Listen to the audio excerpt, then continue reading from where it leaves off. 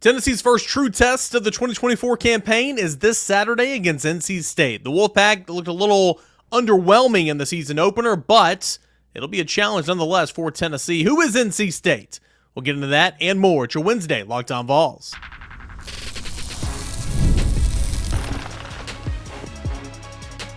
You are Locked On Vols, your daily podcast on the Tennessee Volunteers. Part of the Locked On Podcast Network, your team every day. Hey, good Wednesday morning, everybody. Welcome to Locked On Vols. It is your place for number one volunteer coverage every single weekday morning when you wake up. Appreciate you guys, you everydayers, for making Locked On Vols your first listen, your first watch.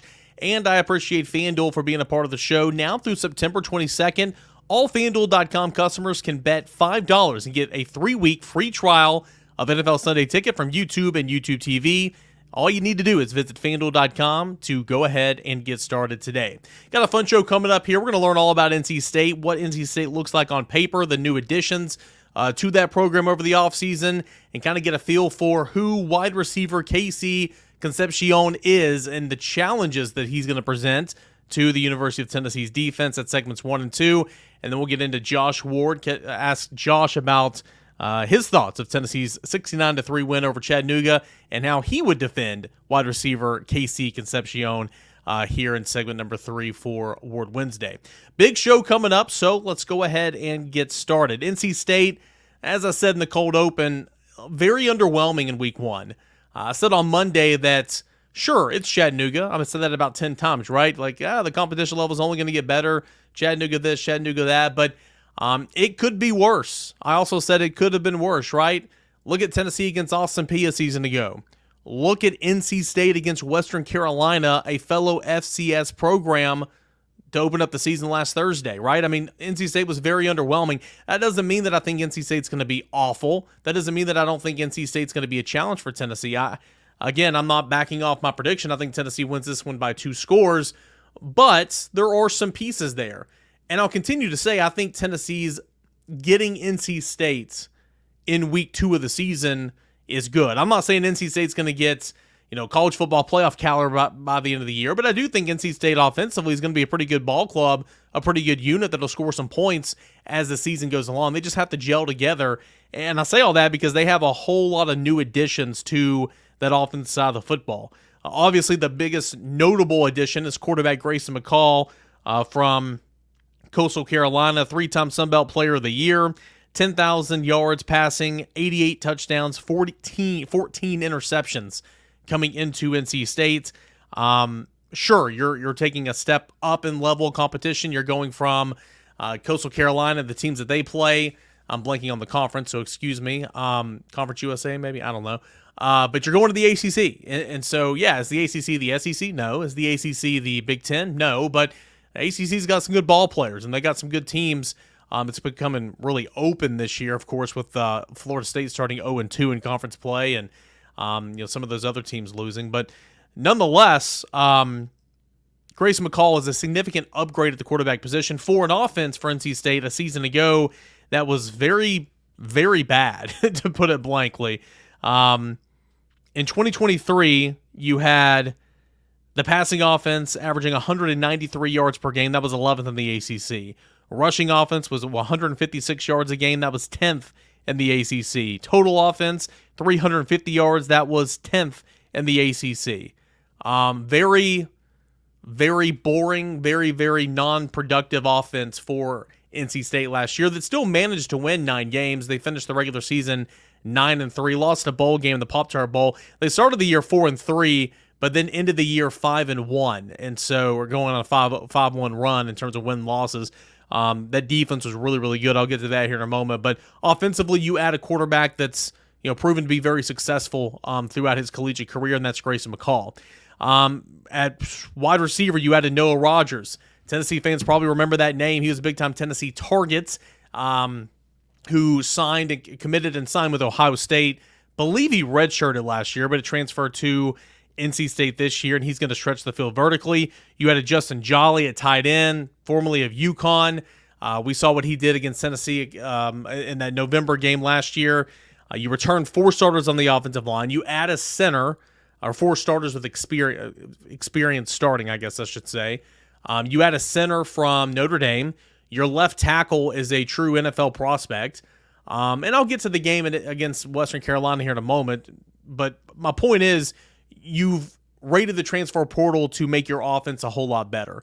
And I didn't even mention, this is not a new addition, but it's going to be the focal point of segment number 2. Wide receiver QB Concepcion. He was the ACC Offensive Rookie of the Year a season ago after 71 receptions, 839 yards receiving, 10 touchdowns in that offense that didn't throw the ball very well or really do anything well at all. So that's kind of what that offense looked like a season ago. Defensively, a season ago, it was really good. Third in the ACC, giving up 20 points per game.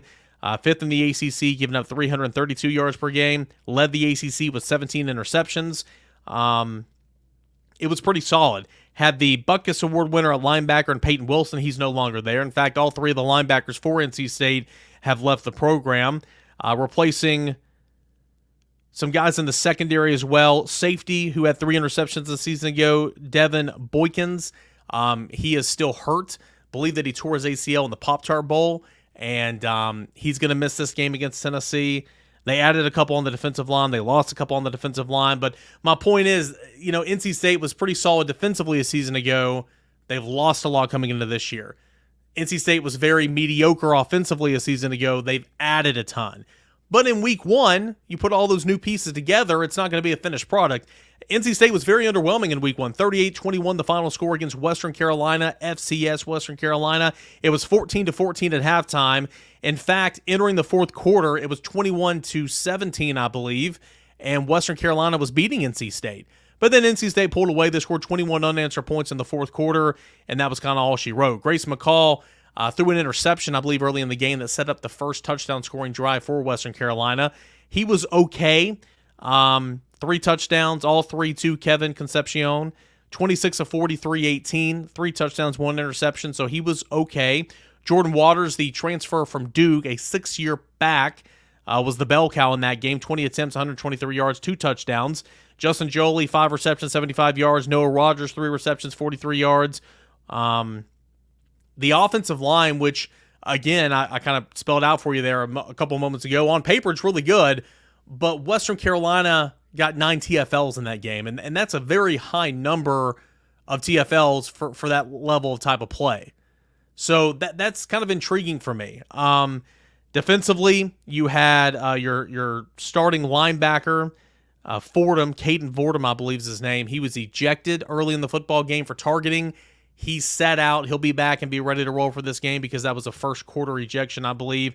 I mentioned Boykins isn't going to be ready to go for this game. Cornerback Aiden White led the team in tackles in week 1.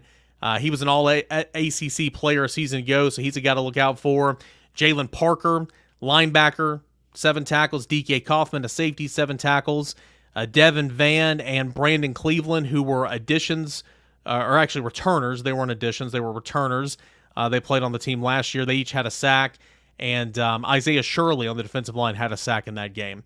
Total offense, NC State by the end of the day put up solid numbers. Total offense, 521 yards against Western Carolina, 318 through the air. They ran for over 200 yards, as you should, against an inferior opponent, 203 yards. Western Carolina was able to rack up 361 yards of total offense against NC State, 241 through the air, $120 on the ground. Third down conversions, NC State was solid, 7-13, 1 of 3 on fourth down conversions. I guess kind of my point is this. Tennessee's getting them in week 2, and I'm not saying that NC State's going to turn into this college football playoff power, but I think it's kind of good that Tennessee gets them in week 2. I'd rather play NC State in week 2 than play NC State in week 5, NC State in week 6 or 7. I think Tennessee, offensively, as we saw in week 1, sure, level of competition is going to step up in a major way, but Tennessee's offense is so dynamic. So many options on the outside. The run game is there. Veteran offensive line. The ability to throw to the football to the backside of the backfield. I think it's going to get lost in all the weapons Tennessee has on the outside. I like Tennessee in this game by 2 scores. I'm not backing down on that, but I do think it's important to say, hey, NC State, you get this win in week 2. Down the line, this could turn into a pretty solid win. It's still a top 25 matchup. NC State ranked number 24 in this week's AP poll, 25 in the coaches poll, I believe. Tennessee's 14 in the AP, number 12 in the coaches. So still going to be a big time game, and it should be a win that Tennessee, if you able to handle business, should be one that you look back on down towards the later of the year and say, hey, that's one of those signature wins. So for Tennessee to accomplish its goals this year, you need to come out with a win here at the neutral site. And I think Tennessee will do just that. You'll get to Oklahoma talk here in a moment, after this week. But, step number one is NC State. And NC State on paper, pretty solid ball club, especially offensively. Will it be a finished product when Tennessee faces NC State? No, it will not. Tennessee needs to take advantage of that defensively and make things difficult for Grayson McCall, who also has got some legs and can hurt defenses on the ground. So that's a little bit about the scout of who NC State is. We will get to an individual matchup that I'm super intrigued about. Wide receiver QB Concepcion and Tennessee's defense. That's coming up here in segment number 2. We asked Willie Martinez in media availability yesterday how Tennessee's going to defend him. We'll hear from Willie Martinez in a moment when we return right here on a Wednesday edition of Locked On Vols. Stay tuned. Passion, drive, patience, the formula for winning championships, but also keeps your ride or die alive. eBay Motors has everything you need to maintain your vehicle and leveled up to peak performance.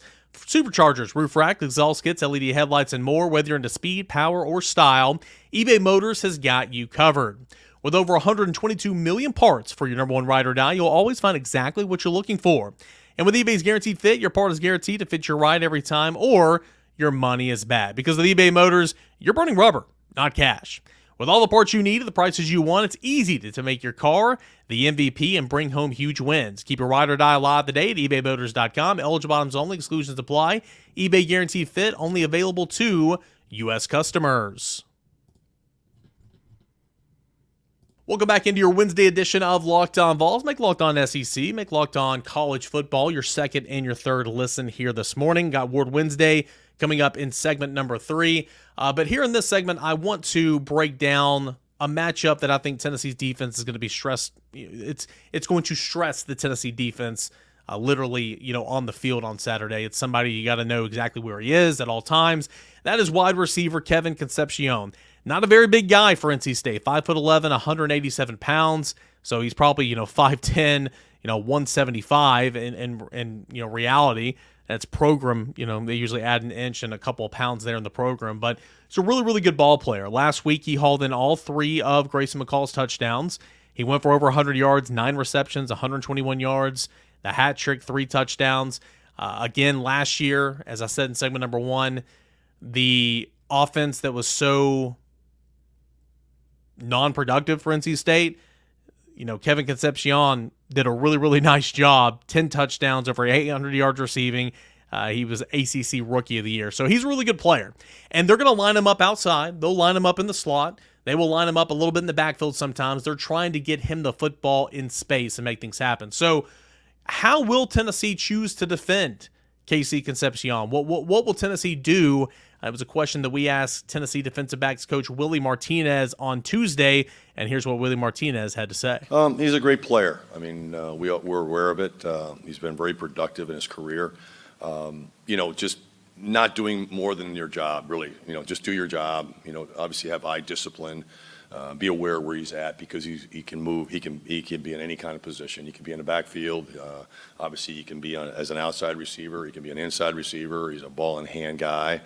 But no more, no less. Not doing more than what what your job is, and then obviously being disciplined to know that don't let the motions and the shift get you off of what your assignment is. And that's what they do. They do a great job with their scheme, and we just got to do a great job of executing. It's an underrated point that Willie Martinez brings up, not for a coach, but for fans and media alike. That we're not, in the everydays of the schemes and watching film and all that type of stuff. Eye discipline. You might roll your eyes, no pun intended, eye discipline, might not seem like a big deal, but when you got guys moving, it's why I like whenever we do these high school broadcasts for Rivalry Thursday, there's some option teams that we're a part of, and we had one of those games a week ago, and I'm sitting there saying you can't look at the backs. You look at the backs, all this misdirection moving around, you're going to get lost. You got to look at the offensive lineman. Now, in college, they teach you to look at the backs because everything's so fast. You look at the lineman, you'll be a couple steps close or slow. But in the college, you call it the triangle, right? 2 guards to the running back, triangle. You look through the guards to the running back. If If you're out of the box, you look through the end man on the line of scrimmage. If that's an offensive tackle, if that's a tight end, you look through that lineman to the running back to kind of get your motion and all that. But they're going to move around. They're going to put him in motion. They're going to move some guys all around. You got, whatever your key is, whatever your player is, whatever your zone is, whatever your call is, you can't get caught up in all that motion pre-snap on the offense side of the football. That's step number one. Number two, I'll talk with Josh about this here in a moment, but it's going to have to be a team effort. Say Boo Carter or Christian Harrison's lined up over him in the slot, the star, and say you have this flat or whatever, you have this hook curl or third of the field or whatever if you're in cover three, whatever the formation is, if you're that star player, and he runs across the middle for a drag, you've got to push him off, get hands on him, and you're passing him to the linebacker, and the linebacker's got to see him and go collision him a little bit. You can't let him just run free and not get any hands on him. I'm not talking about pass interference, but you've got to knock him off the route a little bit. You got to disrupt the timing a little bit. It's going to have to be a team effort, if you will. So I think that's going to be really, really important. Not just the star player, not just the cornerback, not just a linebacker, but truly a team effort all around for Tennessee. And you can't just sit there and see it and not do anything about it. It's kind of like playing man in a zone. Sure, you have the zone if you're a backer, but if a man comes into your zone, that's your guy. It turns into man-to-man essentially until he's out of your zone. You carry him to the next guy. I hope that kind of makes sense. Kevin Concepcion, really, really good player. Again, in 2023, according to Pro Football Focus, he played 558 snaps. He had a Pro Football Focus grade of 78.5. In Week 1 against Western Carolina, he was on the field for 49 snaps. 73.1 was his grade, according to Pro Football Focus. He is the playmaker for NC State. And they'll like to get him underneath and do a bunch of stuff with Noah Rogers stretching the field vertically, with Justin Jolly stretching the field vertically a little bit, and letting Concepcion kind of run underneath and cause some problems. So I think he is a big focal point for this Tennessee defense this week. You stop him, you limit him, then you have a chance to really and truly limit this offense. And in that same sense, you got to keep Grayson McCall in the tackle box, bolted up and all that, and make it a hard day for him. So I'll be watching number 10 for NC State and how Tennessee will defend number 10. I think that is a guy that you got to pay attention to for sure. Will be the biggest guy on the field and most electric guy, at least for NC State, no doubt. So, we'll be looking at that matchup for sure. What does Josh Ward say about defending this guy? What's Josh Ward say about the Chattanooga win for Tennessee and, of course, the NC State game overall? We'll get into Ward Wednesday when we return here on a Wednesday edition of Locked On Vols. Stay tuned. You've heard us talk about FanDuel Sportsbook. It's America's #1 sportsbook. We have something a little bit different for you right now. Now through September 22nd, all FanDuel customers can bet $5 and get 3 weeks free trial of NFL Sunday Ticket from YouTube and YouTube TV. Then, with a YouTube TV base plan, you'll be asked, you can watch every regular season Sunday afternoon out-of-market game. All you need is a Google account and a current form of payment, and you can cancel anytime you want. All you need to do is visit FanDuel.com to download America's #1 sportsbook and take advantage of this great deal today. Right now, over at FanDuel.com, you've got Tennessee sitting at 7.5-point favorites against NC State. That total is at 58.5. I like Tennessee to cover the 7.5. I don't like NC State in the points. I like Tennessee to cover the 7.5, and I like the over 58.5 in this football game. The overs are always more fun. So get in on the action, Tennessee and NC State, and the rest of the college football weekend. Plus, take advantage of this deal between September 23rd right now, and you can get out-of-market Sunday afternoon football games courtesy of YouTube and YouTube TV with Sunday Ticket. All that and more is coming up over at FanDuel.com. Download the safe, secure, easy-to-use app. FanDuel, it is America's #1 sportsbook. Josh, it was a good opening week for Tennessee. Nice little 69-3 victory over Chattanooga. Big thoughts, big takeaways from the season opener. Nico was exciting to watch. He had quite a debut, and there was the disclaimer of the competition, but there's not a disclaimer on the throws he was making and his talent. Everybody, I think, is aware of what he's capable of, and he showed up in his first start in the Citrus Bowl and looked really good. He showed up on Saturday and was perfect or close to it for a while in the first half. And I think fans hearing what he said about the end of the second quarter, the lesson that he took away, keeping your foot on their throats, that's something that fans will love to hear as well. But they have real skill talent. I don't know where Tennessee's receivers rank in the SEC or around the nation, but they have good talent at the position. I think Dylan Sampson is a big talent. And in this offense, with Nico at quarterback and the players around him, the potential for this offense is real, what we talked about during the offseason. Yeah, you mentioned, like, sure, the level of competition, but the throws, they're going to travel, right? And I don't know if you're throwing that post to Brazel over two backers and a squatting safety and in front of another safety. That was a gorgeous throw in cover two. But Alabama's linebackers are a little bit more athletic and can drop a little bit quicker. Oklahoma's safeties can close a little bit quicker. But that was a gorgeous throw. It set up the touchdown on the next play to Thornton, and then cover two boundary to to the boundary on the left side, over the cornerback, away from the safety, hitting Thornton in stride later in the game. Mm-hmm.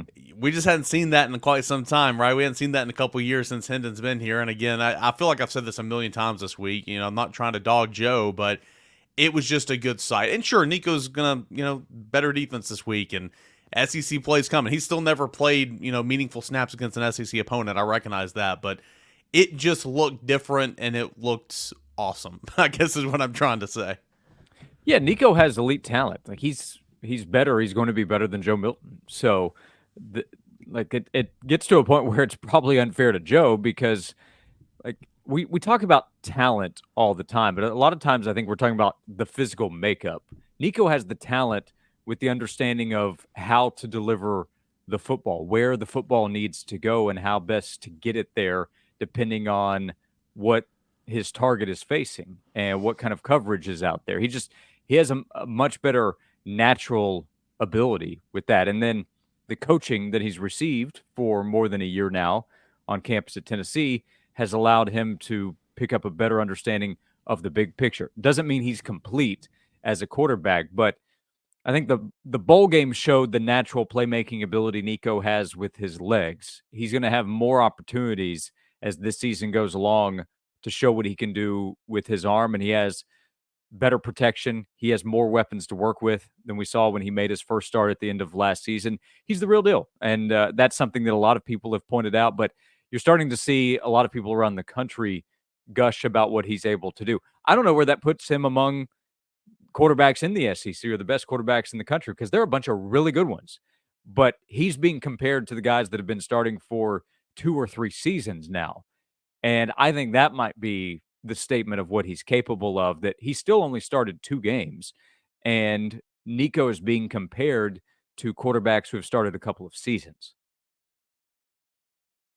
You do a show with VFL wide receiver Jason Swain. Brew McCoy looked great. Dante Thornton looked great. Thought Chris Brazel was overshadowed, but he was an inch away from having a touchdown himself. Squirrel White wasn't a big part of the game plan, of course, but my point is the wide receivers did an awful lot. Wide receivers look good. What were your takeaways from Tennessee's wide receivers, the weapons, and what are some of the things that Jason has said over the course of this week? Yeah, and I kind of look at it as their collection of pass catchers because Ethan Davis scores a touchdown early, and that's a player we talked about in August, and I think some during the offseason, of a guy that has the ability to be a weapon, an option for Nico as well, and I think that's going to be the case. I think in the red zone, Swain and I talked about the hops that Chris Brazel has. He's a long target. He has the ability to go up. That's going to be something that Tennessee's able to utilize at different times, but absolutely in the red zone. Brew looked good coming back, and I thought he looked good in August. He was targeted early. I think that's going to be a favorite option of Nico a lot of time during the season. The fact that Squirrel wasn't a big part of the offense, I think further validates our thought that the group is deeper and will be more reliable this season than it was a year ago, talking about the wide receivers for Tennessee. So they've got a really good group. I don't know if they have an all-SEC player at wide receiver. I also don't really think they need to have an all-SEC player. So you never know about health, but if they have a guy or two go down this season, and at some point that's likely to happen, they are much better equipped to deal with that this year than last year. A lot of people ask me, what were your thoughts on the secondary? Big takeaways from the secondary. Did we learn anything about the defense overall? And my answer has been no. I mean, I didn't learn a thing, Josh, and please tell me if you did. I didn't learn a single thing about the defense. And really, I didn't learn anything about the offense. I mean, I guess you can say it's going to be explosive. I guess you can say there's a lot of weapons. I guess you can say Nico's going to be good. But, like, we kind of knew that coming in, right? Defensively, I don't have any takeaways about the secondary. I have no clue. They didn't test them vertically. They didn't challenge them. There was one series where Turn Time missed 2 tackles, and Will Brooks was slow in man coverage. That was the drive that led to a UTC field goal. Outside of that, I thought they played fine. I thought Jacoby Thomas flashed a little bit. I thought Boo flashed. I thought Boo made freshman mistakes. Did you learn anything about the secondary? Because I didn't, and I think we're going to learn an awful lot this week against Grayson McCall and NC State. Yeah, I didn't really learn anything. I think I was reminded, okay, let's keep an eye on Ricky Gibson as he's expected to be ready to roll, according to Josh Heupel. But let's see on Saturday what his role is. I'm sure they would have liked to have gotten him 25 to 30 snaps as the other DBs did in the season opener. But no, I mean, like maybe a little validation of Boo Carter's explosiveness, but I knew he was explosive, so I didn't learn that. And maybe that showed that he will be a guy that's used at different times to try to apply pressure on the quarterback because of that explosive ability he has. But they just weren't tested. They weren't really going to be. So they get tested this week against NC State. We'll learn more for sure about the secondary and about the defense. There's a dynamic playmaker in the NC State offense as Kevin Concepcion, and he was the ACC Rookie of the Year last year, and an offensive scheme and really passing game that was just horrid last year. I mean, it was really bad. He had 10 touchdowns. So he was the man. He had 3 touchdowns from Grayson McCall there in the season opener against Western Carolina.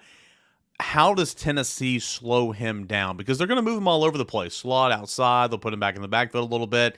A lot of shallow crossers as well. How does Tennessee try to slow him down? Because he's going to be the go-to guy. I don't know that they do unless Tennessee's pressure is just elite throughout 4 quarters that makes it so difficult for Grayson McCall to try to get him the football because NC State will make that a priority.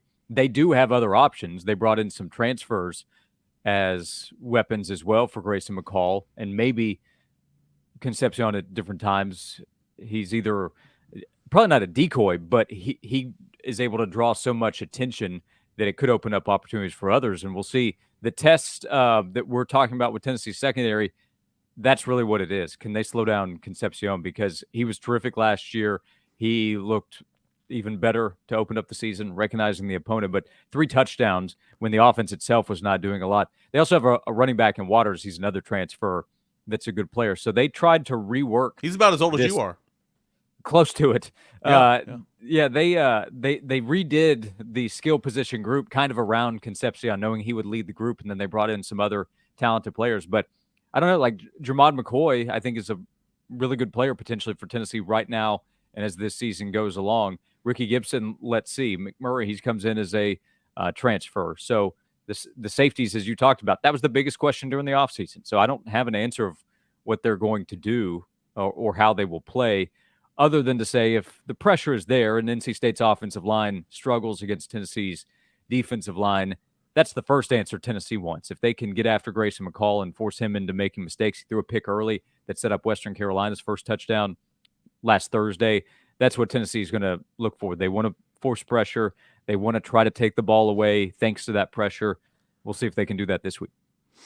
Let's dial it back here. Let's go way back in the Wayback Machine. When I played linebacker, Carson Newman, different coverages you go into, 2, 3, cover 8, 3 pirate, all that type of stuff.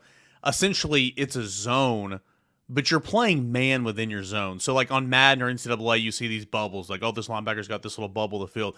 Like, sure, that's your quote-unquote zone, but if a man comes in your zone, you go and run with them. So I always thought of it as man within a zone. So when I think of Concepcion this week, and I'm Keenan Pili or Arian Carter or Jeremiah Thielander, and I'm in my hook curl, or I've got my middle third or whatever, shallow third, if he's running across, I'm going up and I'm putting hands on him because I'm a linebacker and that's how we defend.